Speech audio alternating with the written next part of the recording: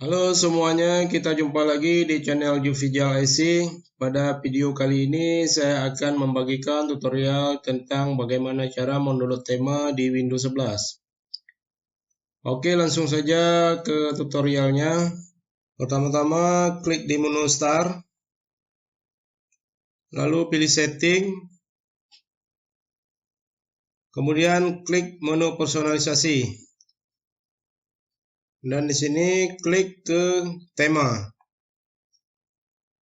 Nah, ini tema bawaan dari Windows 11. Lalu untuk kita mendownload tema baru atau tema lain, kawan-kawan semua bisa langsung klik tombol yang Browse Themes. Nah, dia akan mengarahkan ke Microsoft Store. Namun sebelum kita mendownload tema di Microsoft Store ini, kita perlu mengisi email yang telah kita daftarkan.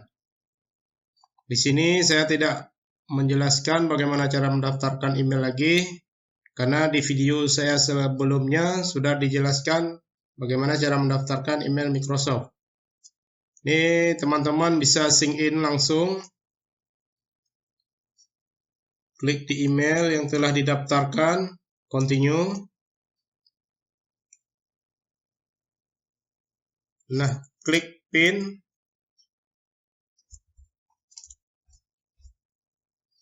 Oke. Nah, di sini sudah bisa di-download tema yang kita inginkan. Di sini ada tema yang free dan ada tema yang berbayar. Saya contohkan di tema yang free. Saya akan mendownload tema Xbox Series X. Jadi teman-teman bisa langsung klik satu kali, lalu klik di Get. Setelah downloadnya selesai, teman-teman langsung open. Maka dia langsung masuk ke list tema yang sudah kita download. Di sini namun tema yang kita download belum aktif. Untuk mengaktifkannya, kita klik di tema Xbox Series X. Maka temanya akan otomatis berganti. Coba kita lihat di tampilan tema depan. Nah ini tandanya temanya sudah berubah ke yang kita download tadi. Namun kalau kita perlu mendownload tema yang lain, kita langsung browse saja seperti tadi. Dia akan langsung mengarahkan ke Microsoft Store.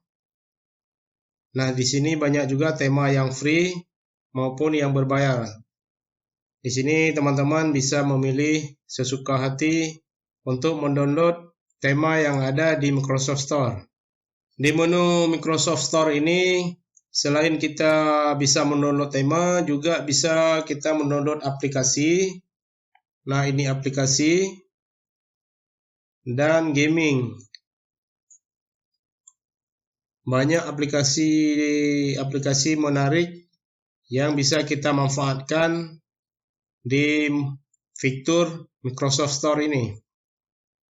Oke, saya kira cukup dengan pembahasan saya kali ini. Mudah-mudahan video ini bermanfaat bagi teman-teman semua.